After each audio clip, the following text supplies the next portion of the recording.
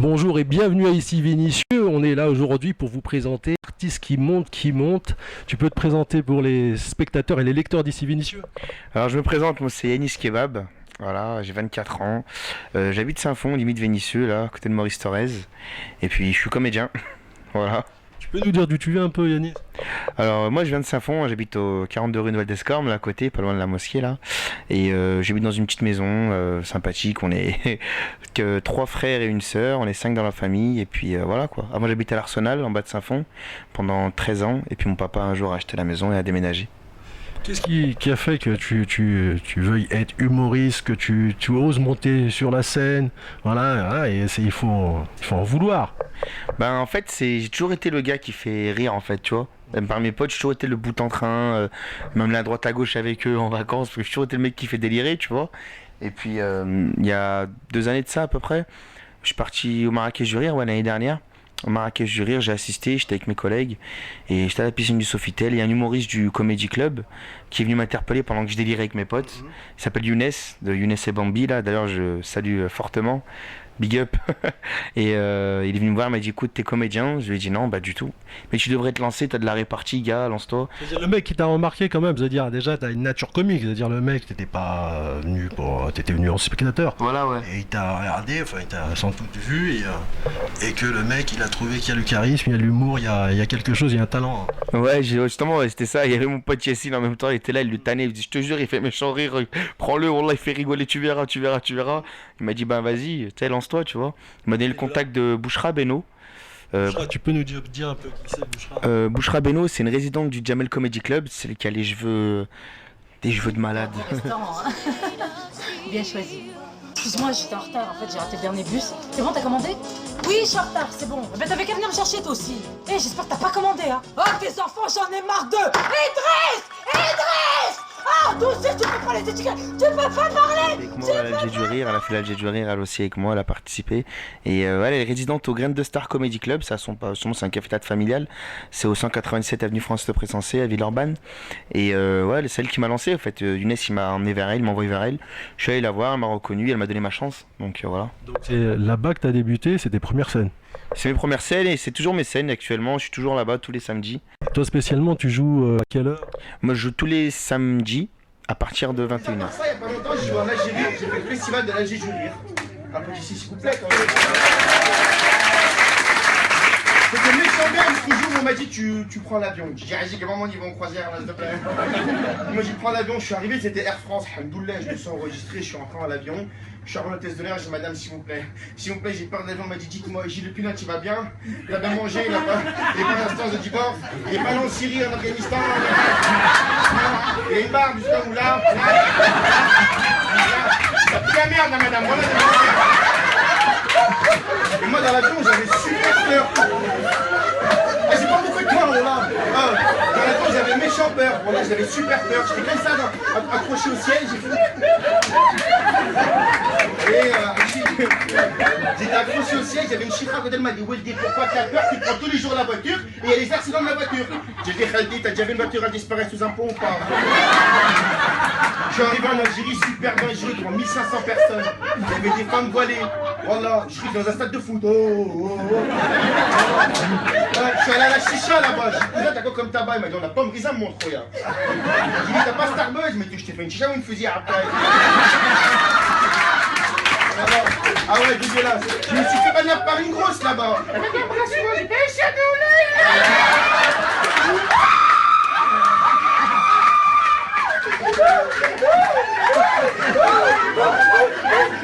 Du coup j'allais mourir, ouais. Mais le plus chaud c'était sur le retour. Le retour c'était pas Air France, c'était Air Inch'Allah t'arrives en France. C'était un truc de fou. Ouais, je suis arrivé à la douane, j'avais qu'un bagage à main, ils m'ont pesé moi, le pesé le bagage. J'avais dit mais pourquoi tu me fais? J'ai pas d'excédent de poids, il m'a dit c'est pas tout le bagage à la main, l'excédent c'est toi l'excédent. Je suis arrivé devant le douanier m'a dit Yanis Kebab, t'es porte d'un nom dit-on. Il m'a dit pourquoi t'es venu 3 jours? Je dis parce que je suis comédien. Il m'a dit ah, tu fais la blague. J'ai dit ouais, fais-moi une blague. J'ai dit oh monsieur, fais-moi une blague ou tu dis au revoir la France. Au revoir les pains au chocolat. Au revoir la crème Nutella. suis barré. Hein. Dans l'avion, j'étais choqué, j'étais tout seul devant. J'ai dit, mais je suis pas en première classe. Il m'a dit, non, c'est l'équilibrage, l'avion. Et alhamdoulilah, à la fin, j'ai atterri en France sans monsieur. Alhamdoulilah, parce que sinon, je serais pas là pour vous raconter tout ça. C'était tout pour moi.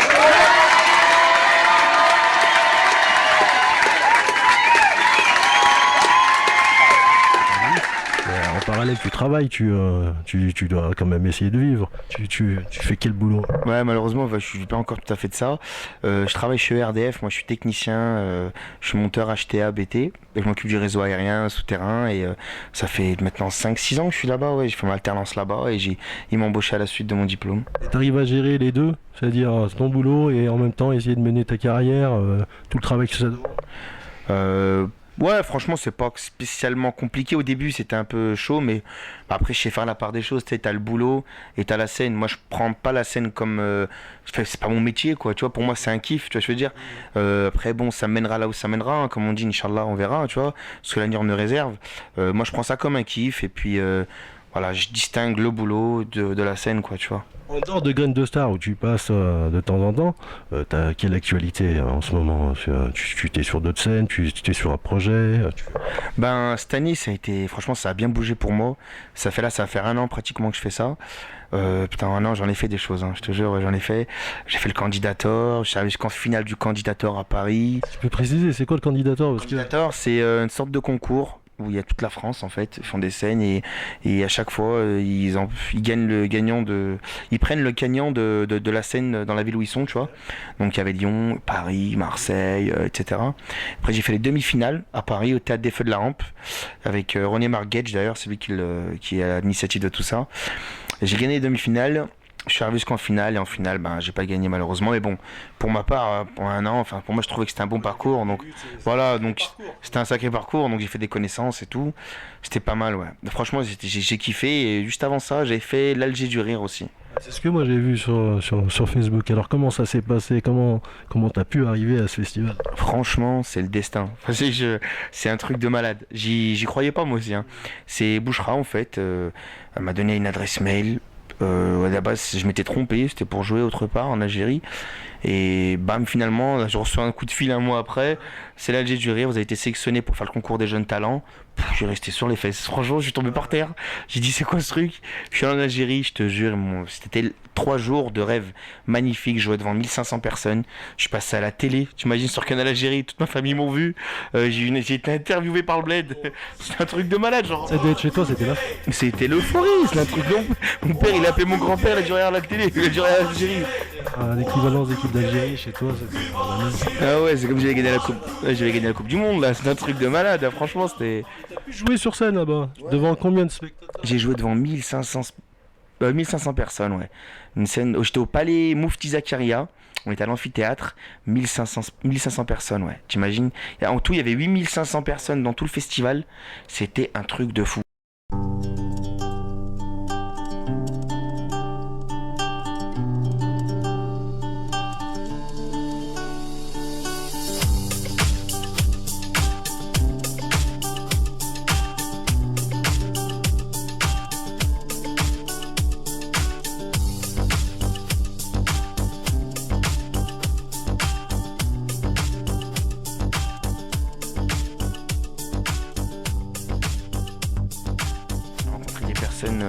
J'ai rencontré Ramzi Bedia de Eric et Ramzi, Wahid, Mohamed le Suédois, Foudil Kaibou, Comte de Bouderbala. Je les ai tous vus franchement, et même quand j'ai vu Ramzi, il m'a serré la main, il m'a dit salut, moi c'est Ramzi, j'ai dit laisse-moi 2 minutes, toute ma vie je t'ai vu sur H, laisse-moi je digère un peu et après on parle, tu vois, je dis tu vois, j'en reviens pas. J'ai dit pour moi il était encore brancardier, tu vois le truc, c'était. Mais ouais, c'était un truc de fou. Ça doit être impressionnant quand même parce que c'est un sacré parcours en peu de temps. Hop, et tu trouves à Alger aussi, Ramzi, des gens déjà connus, hein, qui sont des professionnels confirmés.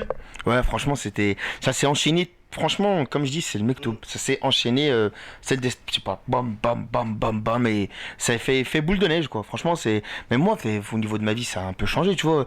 Parce que je sors dans la rue, les gens m'interpellent. Ouais, comment ça se passe au quartier? T'es d'où en fait? Quel quartier? Moi, à la base, je suis de Saint-Fond, mais je suis vraiment en Clochette, tu vois. Je sais pas si tu connais Clochette. Tous mes amis sont de là-bas, et c'est un truc. Même avec mes potes, ça a grave changé, tu vois.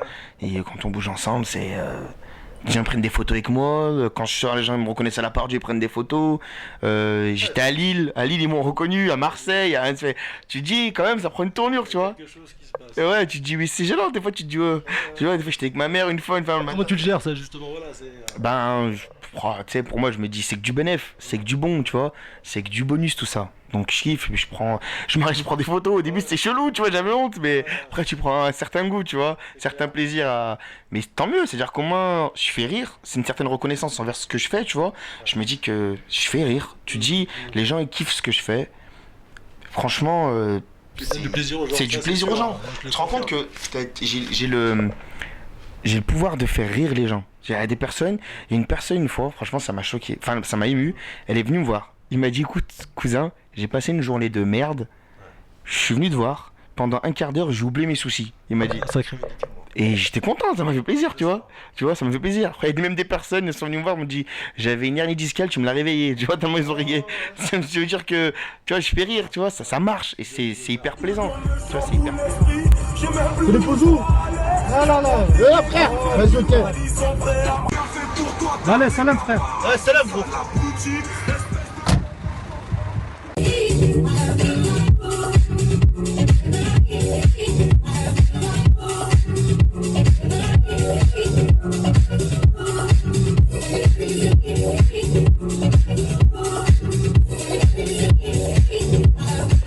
Qui est derrière toi?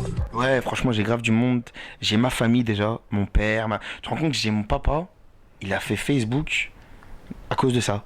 Il a vu que je commençais à marcher, il avait des vidéos de moi, il a créé un Facebook. Il a fait son compte. Il a fait son compte Facebook, il a mis une photo de beau gosse et il s'est mis sur Facebook, tu vois le truc. Quand même, il me donne des conseils. Joue là comme ça, fais comme ça, tu vois. Il est derrière moi à fond, il y croit et ça me fait plaisir. Mon père, il croit en ce que je fais, tu vois. Ma mère aussi, à la fond derrière moi. Quand elle entend des collègues du boulot qui disent Farida, j'ai vu ton fils sur scène, elle aussi, elle en revient pas. Mes petits frères, j'ai des petits frères, c'est des tueurs. J'ai un petit frère Mehdi, tu passes une journée avec lui. T'en peux plus. Mais lui, il est rugbyman, tu vois. Lui, c'est le rugby, tu vois. Et lui, c'est un autre créneau. Il a pris le rugby, il est en contrat pro, tu vois. Mais c'est autre chose. Mais c'est une planète. Même mon père, il se pose à côté de lui, des larmes, tu vois. Mais j'ai un bon entourage. J'ai mes amis aussi. J'ai Yacine, Saïfedine, Sofiane, Slimane. On est une bande de potes. Franchement, faut voir. C'est On confirme un petit peu, avec le peu de temps qu'on aura passé ici, on confirme qu'il y a du monde et il y a beaucoup de soutien. Grave, ils me soutiennent à mort, ils sont derrière moi, ils me disent lâche pas l'affaire, quoi, tu vois. Et lâche pas l'affaire. Et la notoriété, elle vient quand même, hein, parce que sur Facebook, moi je vois que quand même il y a pas mal de soutien, des gens qui suivent, il y a un peu partout en France, hein, en particulier dans notre région. Ouais, il y a des gens de Paris, Marseille, Reims, ça me demande est-ce que je joue à Metz, etc. Moi je leur dis oui, Inch'Allah, un jour, tu vois, je viendrai sûrement si ça veut. Et ouais, il y a grave du soutien Facebook, enfin j'ai un compte, il est blindé, j'ai une page, elle commence à prendre forme, tu vois, et tu dis quand même, il y a des messages de malades, ils m'envoient des messages. Cousin, lâche pas l'affaire, t'es un tueur, t'es un vrai médicament, tu me fais délirer, t'es une planète, c'est quand que tu... Là, j'arrête pas de recevoir des messages, et je les remercie, franchement, merci beaucoup, parce que c'est grâce à vous d'un côté que je fais ça, tu vois, s'ils rigolent pas, moi je joue pas, tu vois le truc, c'est ça, et... T'es bon, hein, t'as une touch spécifique. Hein, Salam alaikum, ouais. Bonjour, tout le monde. Comment allez-vous? Comment tu t'appelles? On a acheté la crème. On va draguer les gazelles. On va devenir bon, on sait. Faut faire la main, non? Ah non, attends, faut d'abord t'aimer la crème. Ah ouais, faut mettre la crème. Mais... Tiens, hop là. Attends, je mets moi. Oh, Je sais pas. oh tiens, La crème, je sais pas. c'est frais. Oh, c'est chou, il doit la C'est... Hein. Attends. Ah là. Oh, Oh, problème technique. الزرار حلوفة. Ça marche pas. C'est problème technique. Hein. On recommence peut-être avec maman parce que maman elle est bien. Elle est pure. Ah, Là, j'ai rendez-vous avec des filles après. mais moi aussi. J'en ai essayé une dernière fois. Avec les deux mains. Un, deux, c'est... Ça a marché. Tu vas passer passer maintenant au travail d'écriture. Est-ce qu'on va avoir Yanis qui va nous faire un vrai grand spectacle? Ah oui, là je suis dessus, je suis sur mon spectacle. Normalement courant novembre-décembre il devrait sortir. Et préparez-vous, parce que ça va être du lourd, lourd, lourd. C'est pas parce que je pèse 130 kilos. Moi je vous dis ça va être vraiment du lourd. Sur scène et dans le public. Vous allez commencer à faire des abdos, des pompes, des footings, commencer à manger sainement parce que vous allez prendre des crampes. C'est un truc de fou. C'est un travail de longue haleine, tu le fais tout seul, t'es accompagné pour ce travail d'écriture? Je le fais tout seul. Enfin, en fait, moi, je m'inspire beaucoup de mon vécu, tu vois. Parce que bon, on teste sur scène, faut pas spécialement rentrer dans des. Moi, je suis pas le mec qui rentre dans des sujets un peu spéciaux, la politique ou la religion, non. Moi, je laisse ça aux autres. Moi, je fais mon vécu, mon truc à moi, tu vois, c'est ma vie. De la vie, le quotidien, les Voilà. amis, les gens du quartier. T'as tout compris, il faut se démarquer, c'est ça en fait. Et moi, je cherche pas compliqué. Plus tu cherches facile, plus les gens ils rigolent. Tu cherches compliqué, on commence à gamberger, tu vois. Faut chercher facile. Et il y a mon père, il m'aide. Mon père, des fois, j'ai des délires avec lui, j'en peux plus. Ma mère, mes potes, Saifeddine, Yacine, etc. C'est de tout, c'est un tout. C'est mes potes, plus ma famille. Et des fois, c'est comme ça. Des fois, je suis en voiture, il y a un truc qui vient, bam, bam, bam. Tu sais, franchement, c'est comme ça. C'est comme ça. Tu te dis, ah, ça pourrait marcher, vas-y, je le teste, bam, ça marche, tu vois. Et après, c'est une continuité. Faut que ça sue, et puis. Tu pourrais dire quoi des jeunes de quartier qui auraient l'ambition, l'envie d'être sur scène, de faire un travail de scène, ou dans l'humour, ou dans le chant, mais t'aurais quel conseil?